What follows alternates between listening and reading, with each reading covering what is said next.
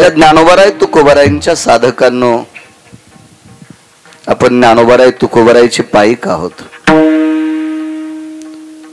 दुःख नाही असा माणूस नाही विश्वामध्ये. त्या दुःखावर औषध नाही असं दुःखच नाही. पण कर्मनो गहनो गती, कधी कधी आपलं प्रारब्ध आड येतं म्हणून आपल्याला ते औषध सापडते. खर तर माणसाकडे दुःख हे पापाच्या रूपाने येत असतात. येती पापाची रूपे, हे दुःख पापाच्या रूपाने येत असतात. ज्या ज्या वृत्तीचं आपल्याकडे पाप वाढेल त्या त्या स्तराची दुःख येत असतात. पण या सर्व दुःखावर एकमेव जर औषध कुठलं असेल तर पाहता श्रीमुख गोविंदाचे. भगवंताचं मुख बघितलं की दुःख जात. कल्याण दादा औषध सोपं. इंग्रजी शब्द मलाही फिरून कळते. आपल्या भाषेत सांगायचं झालं ते औषधाचा दुष्परिणाम नाही. प्रचलित भाषेत सांगायचं तर साइड इफेक्ट नाही. बाकीचे बऱ्यापैकी औषध आहेत. ताप जास्त आल्याच्या नंतर गोळ्या घेतल्या तर अजून दुसरं काही वाढतंय.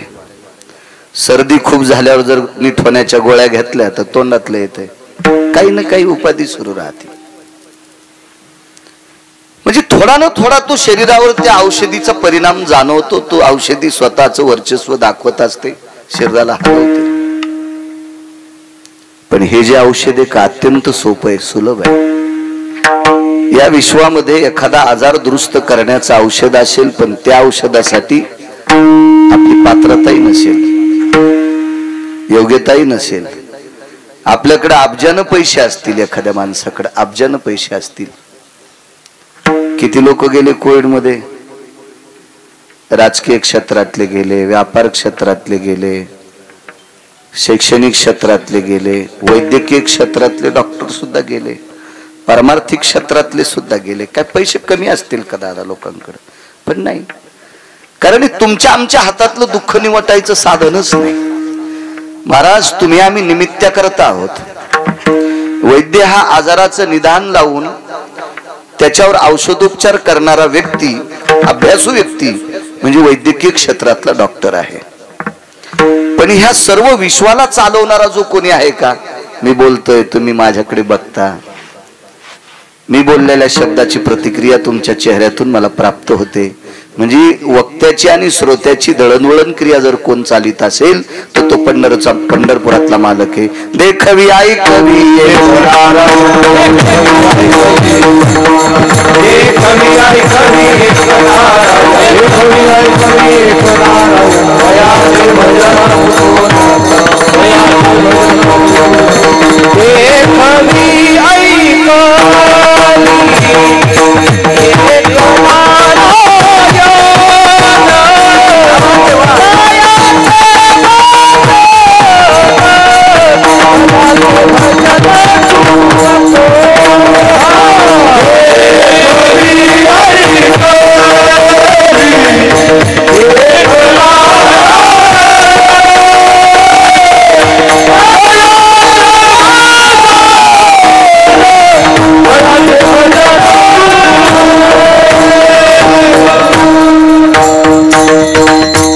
कवी आई कवी एक नारायण, तयाचे भजन चुको नको. महाराज या सर्व विश्वातली दळणवळण क्रिया चालू ठेवायचं काम ज्याच्या हातात आहे तो जगाचा बाप आहे.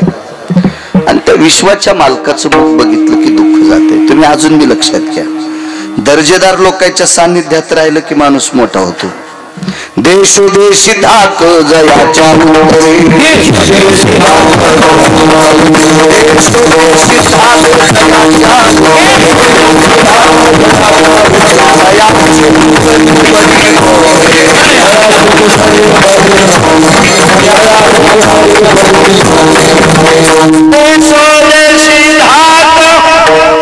जयाच्या उत्तरे, तयाचे कुतरे परिभले. ज्याच्या आवाजात धमक, म्हणजे मी स्वरात नाही म्हणाल, ज्याच्या शब्दात ताकद येते, बोलण्याच्या नंतर सगळ्या गोष्टी लोक ऐकतात, अशा लोकांचं कुत्र झालेलं परवडतंय. रयतेचे राजा छत्रपती शिवाजी महाराजांच्या सानिध्यात वाघ्या नावाचं कुत्र होतं टेलर. आज चंद्र सूर्य येतोपर्यंत त्या कुत्र्याचा इतिहास जिवंत राहील. 1000 एकरवाला मेला तरी कोण पाहिन दादा त्याचा इतिहास. का? चांगल्याच्या सानिध्यात गेले की त्या चांगल्यांचे कुत्रे परवडतात कुत्रे, आणि हराम खोरायचा मालक पण नको. विढाला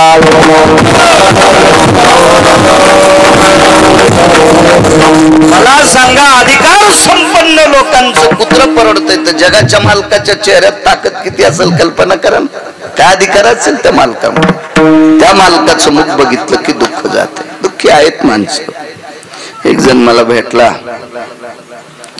म्हणे महाराज तुम्ही जरा हिशोबात बोलत जा. म्हणलं काय झालं तुला, काय आमच्या बोलण्याची मळमळ आली? नाही म्हणे महाराज, पैसे भरपूर असल्यावर दुःख नसतं. त्याला माहित नव्हतं गिरगावचा बाळ्या किती रगिले म्हणून. म्हणलं पुंगाने, भडव्या, हरामखोरा, नालायका, पैशान सुख भेटत असते. किती पैसेवाले दाखवायचे त्याचे पोरं बुटा हडकून येतात. ज्याच्याकडे दादा 500 एकर जमीन असेल आणि त्याचं पोरग जर 1 गुट घेऊन रात्री 1 वाजता येत असेल तर बापाला सुख असेल का? त्याच्या माईला सुख असेल का? पैशानं सुख भेटते. पैशानं रावणाला सुख भेटलं नाही तर तुम्ही आम्हाला भेटायला रिकाम आहे का? ते विडाला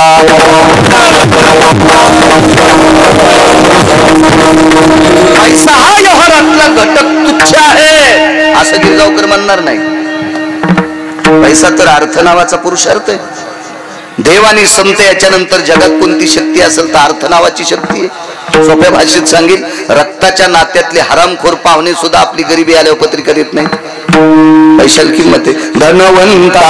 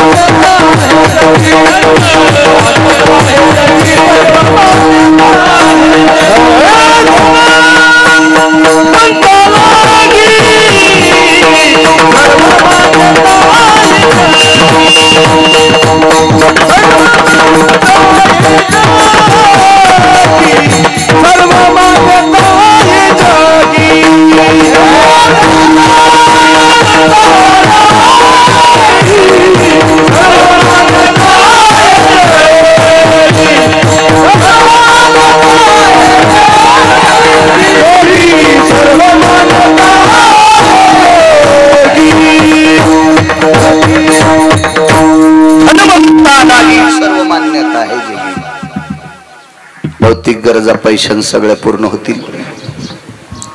पैशाच्या विरोधात नाही बोलायचं. पैशानं सुख भेटल हे मात्र डोक्यातलं काढून टाका. पैशानं गादी भारीची घेता येईल. एका माणसाकडे गेलो मी, त्यानं सांगितलं महाराज 46 लाख रुपयाची गादी. एसी चालू असताना घाम आलता मला. 46 लाखाचं. म्हणलं मी 2 मजली घर बांधलं तितके रुपये नाही लागले त्याला. 1800 याची गादी 46 लाखाची. असू दे, मोठ्याचं पाहिल्याच्या नंतर पोट दुखतंय त्याच्यासारखं हरामखोर जगात कोणी नाही. श्रीमंत ते माणसं असतात बरं का, ज्यांना दुसऱ्याची विद्वत्ता सहन होती आणि दुसऱ्याची श्रीमंती सहन होती तो जगातला 1 नंबरचा श्रीमंत आहे. ज्याला दुसऱ्याची श्रीमंती आणि विद्वत्ता सहन होत नाही तो जगातला 1 नंबरचा भिकारी नाही, भिकार चोटे. विडाला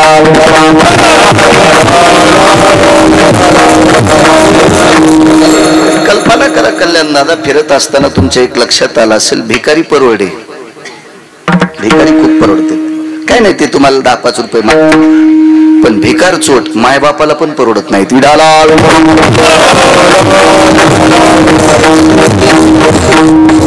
असो, पैशानी भौतिक गरजा पण गादी घेऊ शकतो. किती लाखाची गादी म्हणलं तुम्हाला? 46 लाखाची. पण 40-45 रुपयाच्या गोळ्या खाल्ल्याशिवाय झोपच येत नव्हती. काय करतो, गादी अंगावर घेऊन फुकून होतो का म्हणलं सुमळ्या. 46 लाखाची गादी आहे, तुला पसाभर गोळ्या खाल्ल्याशिवाय झोप येत नाही, तू श्रीमंत कसला? पैशाने वाडा बांधू शकता, मोठा वाडा बांधलाय का माणसाने? त्या वास्तुशांतीचा साक्षीदार मी आहे. 28-29 दिवशी त्या माणसाला घराच्या बाहेर काढावं लागलं. 1.5 कोटीचं घर होतं. मानताल घर सुख देईल तुमच्या हातात येते घर? नाही, नाही भेटू शकत नाही. या सर्व गोष्टी तुम्ही पैशाने विकत घेताल. सुख नाही, समाधान नाही. हे फक्त देवाकडेच आहे, हे फक्त संतांकडेच आहे. या 2 लोकांच्या व्यतिरिक्त जगात सुखाचा कारखाना कोणाकडेच नाही. बहुपायी सुख बसे हे चिठाई, बहुपायी संताच्या किंवा पाहता श्रीमुख गोविंदाचे. याच्या व्यतिरिक्त सुख नाही. तुम्ही किती पैशावाला माणूस पहा, त्याचं मुख बघितल्याच्या नंतर सुख कसं प्राप्त होईल आपल्याला? नाही, नाही होऊ शकत, नाही होऊ शकत, नाही होऊ शकत. पैशावाल्यांचे चेहरे पाहिल्यावर जर सुख प्राप्त झालं असतं तर मोठमोठ्या दुकानदाराच्या पुढून गरीब फिरले असते, नुसते पाहतच राहिले असते. त्याला यायला बघितलं आपलं बरं होईल असं नसतं, नसतं. उलट सांगू का तुम्हाला, उलट मोठाली झाडं बारकाल्या झाडाला मोठं होऊ देत नाहीत. कधीच वाळत नाही. झाडाखालचं सोयाबीन वाळत नाही पण बेटा त्याला शेंगच लागत नाही. झाडाखालचा ऊस वाळत नाही पण पेरे वाढतच नाही. झाडाखालचा कापूस वाढत नाही पण कैरी लागतच नाही. असं काही नसतंय. मोठ्यांकडे गेल्याच्या नंतर फक्त मोठ्यांच्या विचारात ताकद असते. याचा असा विप्रयास करायचा नाही की बाळू महाराजांनी मोठ्यांचा तिरस्कार केलाय. माणसं कुठली कुठं गुंड्या लावायला भारी झाली. परीक्षा वकिलाच्या दिल्या नाही पण लय शहाणे, अतिशहाणे. वा वा वा. जसे वकील नावाचं क्षेत्रच याच्या बापापासून सुरू झालंय.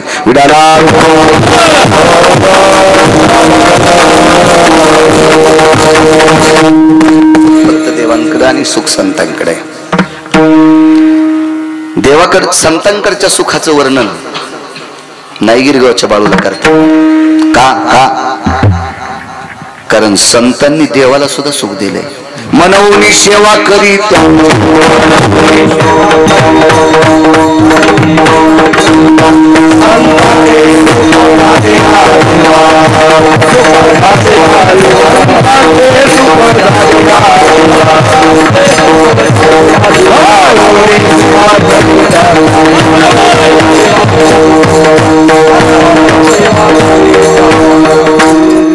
संतांचे सुख झाले या देवा मनवनी सेवा करी त्यांची. किंवा या सुखा कारणे देव वेळावला, वैकुंठ सोडोनी संत सदनी राहिला.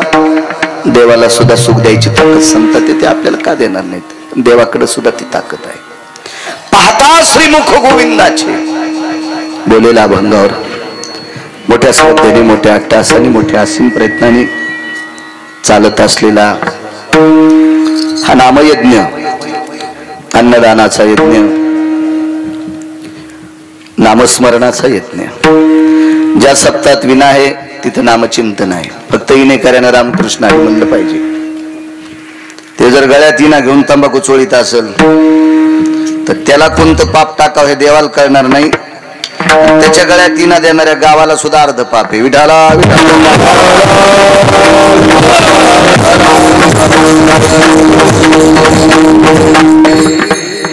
अखंड हरिनाम सप्ताहात, त्याच सप्ताहात नाव टाकता येते ज्याच्यात विना पारा असतो. रात्रंदिवस रामकृष्ण हरिनाम नामचिंतन आहे. नाना प्रकारच्या वक्त्यांची कीर्तन आहेत, विद्वान लोकांची. परम श्रद्धेय या महाराष्ट्राच्या मातीला लाभलेलं गोड सरत्न, जुनाट मंदिर झाल्याच्या नंतर किंवा जिथं मंदिर नाही असं मंदिराची निर्मिती करणारे, मंदिराची उभारणी करणारे आणि या विश्वामध्ये गौ मातेची सेवा करणारे आदरणीय पाचपूर बाबांचं सुद्धा नाव पाहिलं मी. अधिकारी नाही दादा, मी त्यांचा आदर्श घेऊनच गोशाळा काढली. अजून सुरू करायची राहिली. बांधकाम बऱ्यापैकी झालंय. खूप म्हणजे मी याच्याकरता सांगतोय, तुम्हाला वर्गणी नाही मागणार. मला भरपूर गठोडे दिलेत लोकांनी म्हणजे कीर्तनाचे. आणि असं शेतीचं तर चंगळ आहे, असं पाईप वाहते बारीकसा. त्याच्यामुळं काय तर मी फक्त तुमचे मला आशीर्वाद असा होती माझ्या हाताने सेवा घडावी. वाचपूर बाबांचा आदर्श घेतला म्हणलं वा आपण लोकांची सेवा करावी. अशा नाना प्रकारच्या विद्वान महात्म्यांचं तुम्ही चिंतन ऐकलं म्हणजे ज्ञानयज्ञ आहे. इना उभा आहे म्हणजे नामयज्ञ आणि रोजची रोज पंक्ती येत अन्नदान आहे. ह्याच्याकरता अन्नदानाचा सुद्धा यज्ञ आणि परम पावन यज्ञ. अन्नदानाचा यज्ञ कधी ठरू शकतो माहितीये का तुम्हाला?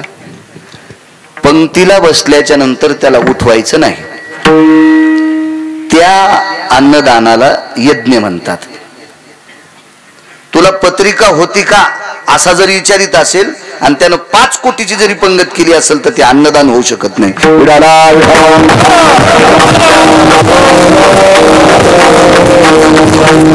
भगवान राजुरेश्वराची कृपा, शिवशंकरांची कृपा, अशा परमपावन देवादिदेव भगवंताचा अधिष्ठान ग्रामदैवत मारुतीराव सुंदरसं मंदिर आहे. अशी मंदिरं व्हायला पाहिजे. कारण हे मंदिर बिंडंकी असतात. 1000 वर्ष या मंदिराला आयुष्य असतं. आपण विटा सिमेंटाचं मंदिर करतो त्याला कालांतरानं मर्यादा असती. हे अमर्यादित मंदिर आहे. गावकऱ्यांनी मोठ्या श्रद्धेने केली. मला वाटतं कलशाचा कार्यक्रम राहिलाय. एका मातोश्रीने 51,000 रुपये दिलेत. वा, मोगाचं वाक्य काय खोटं बोललो मी. धनवंता लागी सर्व मान्यता आहे जगी. पैसा जर चांगल्या ठिकाणी खर्चिला तर मान्यता आहेच ना. आमच्या मित्राचा मुलगा, त्याचा बाप चांगला आहे, पोरगा हरामखोर निघलं भडवं. एखाद्या वेळेस होतं साखरेच्या पोत्यात मुंगळे घुसतच असते. अवघड असतं, त्याला नाईलाज असतो ना. आणि मग साखरेच्या पोत्यात गेलेला मुंगळा दादा किती साखर खाईन संडासला किती बऱ्या जाईल त्याला कारण खाल लिमिट नाही, संडासला लिमिट नाही, असं असतं. बाप चांगला होता म्हणून तर मी त्याला मित्र केलं. तर नाही मी भंगीऱ्याला मित्र का चल करू रिकामा. माझ्या गोळ्या संपल्यात का कोणाला मित्र म्हणायला. चांगला बाप होता बिचाराचा. पण बापान प्रॉपर्टी कमी लिहिन 60-70 लाख रुपये मलेशियात वाढदिवसाला खर्चिले. काय तिथं का महादेवाचं मंदिर होतं का, पांडुरंगाचं मंदिर होतं का, जगदंबेचं मंदिर होतं का, गणपतीचं मंदिर होतं. काय केलं आपण, त्याला काय केलं हे विचारल्याच्या नंतर त्याच्यातल्या पापातले 2-3% आपण पण वाटेकरी असतो. म्हणून नालायक गोष्ट ऐकायची नाही. वाईट पाहू नका, वाईट ऐकू नका आणि वाईट बोलू नका. महात्मा गांधीजींची 3 बंदर म्हणायचे. बुरा मत सुनो, बुरा मत देखो, बुरा मत बोलो. काय करायचं पंचाटाचं ऐकून? मला सांगा, त्यानं किती जरी लाख रुपये, एखादा कोटी जरी खर्चिले असतील तर त्याला मोठेपण नाही म्हणता येत, त्याला श्रीमंत म्हणता येत नाही. तो आरामखोरपणा आहे, तो हलकटपणा आहे. तुमच्याकडे तूप फार झाला असेल ना, इकायची लाज वाटत असेल तर वाटा. इकायची लाज वाटत असेल तर वानवळा द्या कोणाला बी. आणि तुम्हाला आवडतच नसेल दुसऱ्यानं तूप खाल्लेलं तर अग्नीत टाका ना. पण एक जणांना वाळूत टाकलं, वाळूत वाळूत वाळूत. पहा किती भंगिरी अवलाद. अशा पण अवलाद येत बरं का, अशा पण. ते पुण्य होऊ शकत नाही ना. काही नियम असतात, नियम असतात, नियम असतात. देवानं आपल्याकडे श्रीमंती. अहो म्हणायचं कोणाला श्रीमंत, म्हणायला कोणाला विद्वान? ज्यानं फार गाडीभर पुस्तकं वाचून एखादं मोठं शैक्षणिक पद कमवलं म्हणजे तो विद्वान असतो का? नाही. भरपूर पैसे थप्प्याची थप्प्या लावल्या म्हणजे तो श्रीमंत असतो का? नाही. श्रीमंत आणि विद्वान 2 लोकांना म्हणत असतात. विश्वाच्या मालकानं दिलेल्या बुद्धीचा वापर जगातली स्त्री पाहत असताना करायचा, तो विद्वान माझा रयतेचा राजा छत्रपती शिवाजी महाराज. अरे काळ्या रात्री चमकत होत जिच्या रूपाचं ऊन, अशी देखणी होती एका मुस्लिमाची. अरे तिला पाहून आई म्हणाला राजा तो शिलवान, आनंदाने नांदत होती हिंदू मुसलमान. फार पुस्तकं वाचले, कोणाला म्हणायचं विद्वान? बापानं जिच्याशी लग्न लावून दिलं ती जर स्त्री सोडून दिली तर जगातल्या प्रत्येक स्त्रीला माय म्हण. पराविया नारी रखुमाई समान, मानिलिया धन काय वेचे. परस्त्रीला जर रुखमाई म्हणत असेल पत्नी सोडून तर त्याला म्हणायचं विद्वान, त्याला म्हणायचं विद्वान. नीतीचं सूत्र ज्याच्या लक्षात येते, अर्थ कुठं खर्चावा कुठं खर्चू नये हे ज्याला कळतंय त्याला श्रीमंत म्हणतात. बाकीचे नाहीत. हे बाकीचे असं समजायचे कमी पाण्यातले मासे, पाणी का वाटण कधी मरतील, याल का बगळे घेऊन जातील, त्याचा मिळत नसतो. विडाला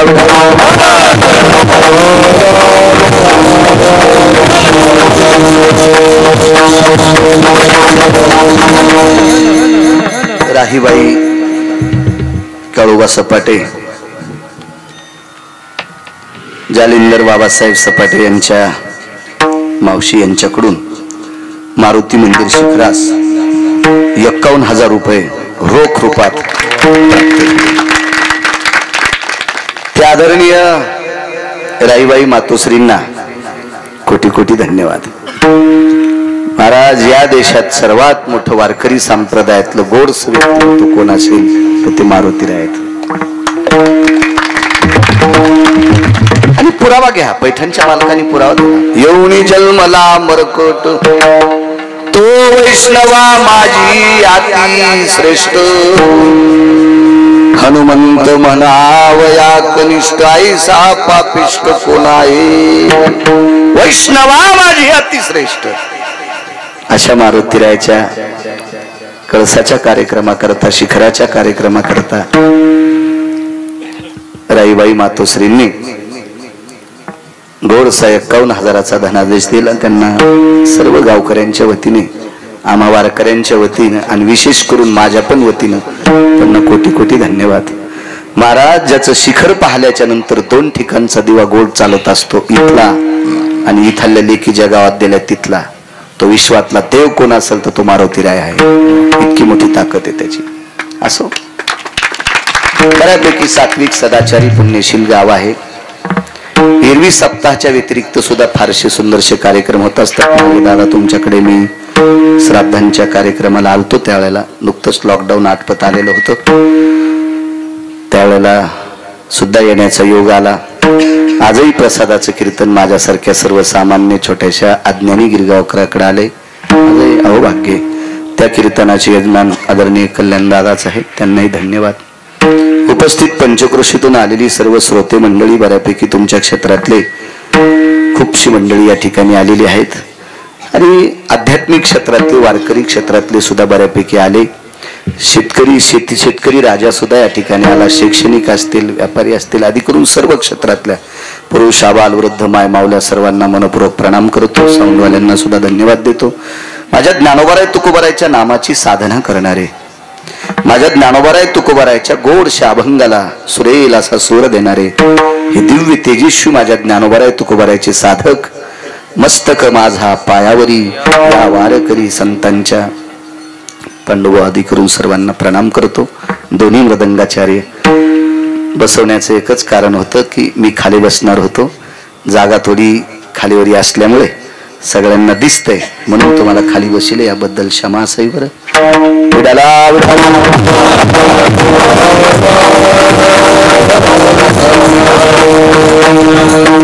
फोटोनुसार तुम्ही गावातलेच. वा, या ग्रामदेवतेची, मारुतीरायाची कृपा तुमच्यावर झाली. मृदंग क्षेत्रामध्ये नाव कमिलं, ग्रामदेवतेची कृपा असते. बाळा, किती जरी वाचिले असेल, किती पुस्तकं वाचिले असतील, महाराष्ट्रात फिरत असेल, 2 आशीर्वाद, एक बापदाद्याचा आशीर्वाद आहे आणि मला दुसरा ग्रामदेवतेचा आशीर्वाद आहे. तुम्ही मृदंग क्षेत्रात सपाटे महाराज मोठे झाले, तुमच्या बापदाद्यांचा आशीर्वाद आणि मारुतीरायाचा आशीर्वाद. आता काय लय लोक डिजिटल बोर्ड छापलेत, कोण भूत पाहिलं दादा त्याच्याकडे, कोण पाहत. चला, उपस्थित महाराज तुम्हाला सुद्धा प्रणाम करतो. आणि अभंगावर येतो, दुःखाची निवृत्ती सुखाचे ते सुख पाहता श्रीमुख गोविंदाचे. त्या ब्रह्मांडाच्या मालकाचं मुख बघितलं की दुःख जातं. काय रूपात ताकद असेल होत्या, कसलं रूप असेल ते, काय रूप असेल, काय रूप असेल. कासवीच्या पिलांना आईच्या रूपातून, तिच्या डोळ्यातून, तिच्या चेहऱ्यातून जेवायला मिळते.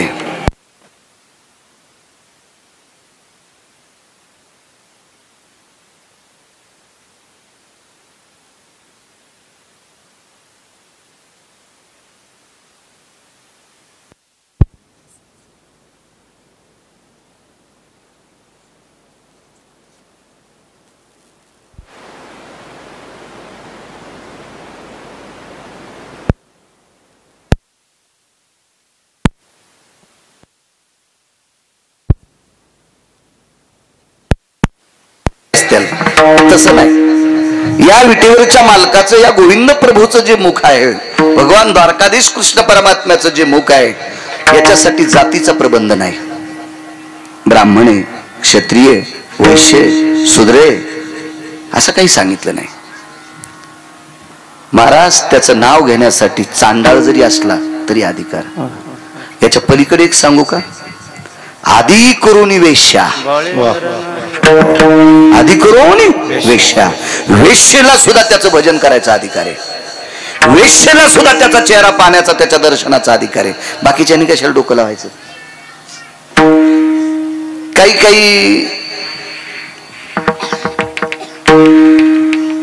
एखाद्या अशा ब्रेक लाईनर उघडलेल्या गाडीत बसल्यावर ती वेळेला थांबत नसती बघा, जिथं थांबायची तिथं थांबत नसती ती गाडी. अशा काही काहीचे डोक्याची ब्रेक लाईनर उघडलेली मेंदूची, आशेच्या नादी लागून जे काल परवा परमार्थात आले का, पांचट माणूस, त्याला काय भजनाचा अधिकार आहे? तुला बोलायची काय लायकी गाढवा? तुला फक्त शेपूटच नाही, तुझी लायकी आहे का भजन दुसऱ्याला करायचं नाही अधिकार म्हणण्याची? 35च्या आतल्या पोरांना सांगतो, टोलना किंवा टाळ्या वाजते ती कोण्या पंथातले? तृतीय पंथातले. वा, किती सन्मान करता तुम्ही त्यांचा, किती आदर करता त्यांचा. आपल्या कुळात जन्माला आला तर आनंद वाटेल, घरात जन्माला आता आनंद वाटेल, पाहुण्यात जन्माला आनंद वाटेल. त्यांनी जर सांगितलं मी आमक्याचा मेहना आहे तर आनंद वाटेल? नाही. ह्या तुम्हाला नाही वाटायचा, हा मला नाही वाटायचा. कारण आपल्या अंतःकरणामध्ये एक विषाची डब्बी आहे. आपल्या अंतःकरणात एक विषाचं फोल्डर आहे, विषाची डब्बी आहे. कारण आपण आपल्या मनानुसार पाहतो, मला हे आवडत नाही ते आवडत नाही. पण पंढरपुरातल्या मालकाकडे कोणाकडेच बघत असताना अंतःकरणात पाप नाही. कारण त्याला सुद्धा भजन करण्याचा अधिकार आहे. कारण आम्ही किती जरी कीर्तन करू बोंबललोत ना, तर आमचं गाथ्यात नाव येणार नाही, आमचं गाथ्यात नाव नाही, त्यांचं गाथ